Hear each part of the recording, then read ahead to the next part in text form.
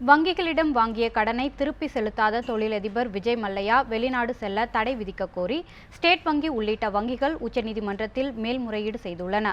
இது தொடர்பாக நமது டெல்லி செய்தியாளர் நிரஞ்சனிடம் கூடுதல் தகவல்களை கேட்கலாம். நிரஞ்சன், விஜய் மல்லையாவுக்கு எதிராக மேல்முறையீடு மனுக்கள் அளிக்கப்பட்டிருக்கு, அதெல்லாம் என்னென்ன? வணக்கம் மாலதி. அதாவது இன்றைய தினம் இந்த வங்கிகளின் சார்பாக இந்த புதிய மனுக்களானது போடப்பட்டிருக்கின்றது. ஏனென்றால் ஏற்கனவே இவர் பல்வேறு வங்கிகளிடமிருந்து, அதுவும் குறிப்பாக 17 வங்கிகளிடமிருந்து கிட்டத்தட்ட 7000 கோடி ரூபாய் அளவிற்கு கடன்களை வாங்கிவிட்டு அதனை திருப்பி செலுத்தாமல் இருக்கிறார் என்று அந்த புகாரானது ஏற்கனவே சிபிஐயால் பதிவு செய்யப்பட்ட அந்த வழக்கின் விசாரணையானது தொடர்ந்து நடைபெற்று வருகின்றது. நேற்றைய தினம் இவர் மீது அமலாக்கத்துறையின் சார்பாக ISDI வங்கியிடமிருந்து பெறப்பட்ட 900 கோடி ரூபாய் அந்த கடன் தொகையை முறைகேடான வகைகளில் அவர் பெற்றார் என்றும் அதனை திருப்பி செலுத்தாமல் தற்பொழுது காலதாமதம் மேற்கொண்டு வருகிறார் என்றும் அவர் மீது தொடரப்பட்ட அந்த வழக்கின் காரணமாக வங்கிகளிடமிருந்து வாரா கடன்களை திரும்ப பெறும் தீர்ப்பாயமானது அவரது 515 கோடி ரூபாய் அளவிற்கான சொத்துக்களை முடக்குவதாக நேற்றைய தினம் அறிவித்திருந்தார்கள். இதன் அடிப்படையில் இன்றைய தினம் உச்சநீதிமன்றத்தில் இந்த வங்கிகளின் சார்பாக இந்த மனுவானது தாக்கல் செய்யப்பட்டிருக்கின்றது.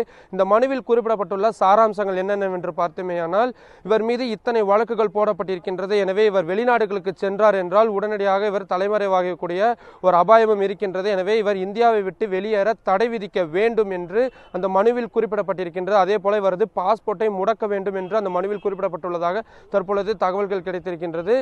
இந்த மாதிரியான பல்வேறு அம்சங்கள் இந்த மனுவில் குறிப்பிடப்பட்டிருக்கின்றது.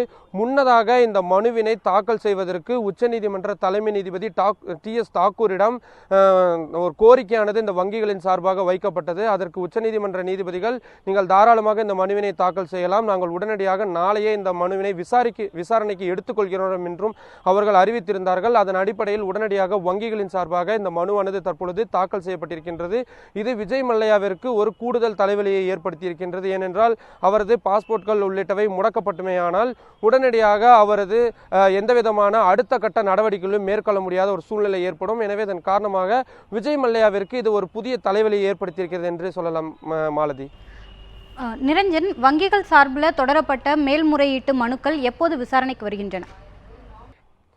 நிச்சயமாக இந்த மனுக்கள் தற்பொழுது ஒரு அவசர கால மனுவாகத்தான் தற்பொழுது தாக்கல் செய்யப்பட்டிருக்கின்றது. ஏனென்றால் தற்பொழுது விசாரணையானது தொடர்ந்து மிக தீவிரமாக நடைபெற்று வருகின்றது. அமலாக்கத்துறை சார்பாக தொடரப்பட்ட இந்த மனுவின் விசாரணையானது தொடர்ந்து நடைபெற்று வருகின்றது. அது மட்டும் இல்லாமல் இந்த வாரா கடன்களை திருப்பி செலுத்தும் அந்த தீர்ப்பாயத்திடம் கூட இந்த வங்கிகள் ஏராளமான மனுக்களை கொடுத்திருக்கின்றார்கள். அங்கும் இந்த விசாரணை நடைபெற்று வருகின்றது. சிபிஐ சார்பாக கடந்த 2015ஆம் ஆண்டு ஜூலை மாதம் தொடரப்பட்ட அந்த வழக்குகளும் தற்பொழுது தொடர்ந்து நடைபெற்று வருகின்றது. இதில் கூடுதல் தகவலாக சிபிஐ ஆனது அவர்கள் பதிவு செய்த அந்த எஃப்ஐஆரை அடிப்படையாக கொண்டு தற்பொழுது குற்றப்பத்திரிகையை தற்பொழுது தயார் செய்துவிட்டதாகவும் விரைவில் அவர்கள் அதனை தாக்கல் செய்வார்கள் என்றும் எதிர்பார்க்கப்படுகின்றது.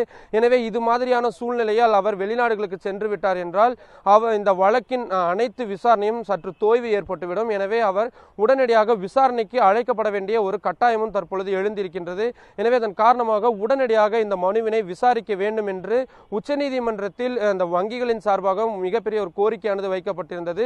அதுவும் TS தாக்கூரிடம் வைக்கப்பட்டது. உடனடியாக அவரும் இந்த மனுவை நீங்கள் தொடுத்த உடனே நாங்கள் இந்த வழக்கினை விசாரணைக்கு எடுத்துக்கொள்கிறோம் என்று கூறியிருக்கின்றார்கள். அதன் அடிப்படையில் நாளைய தினம் இது எந்த அமர்வின் முன்பாக விசாரணைக்கு வரும் என்பது இன்னும் சற்று நேரத்தில் தெரிந்துவிடும். நாளைய தினம் இந்த வழக்கின் விசாரணையானது தொடர்ந்து நடைபெறும் என்றுதான் உச்சநீதிமன்றத்தின் சார்பாக தெரிவிக்கப்பட்டிருக்கின்றது. மாலதி, நிரஞ்சன், உங்களுடைய தகவல்களுக்கு நன்றி.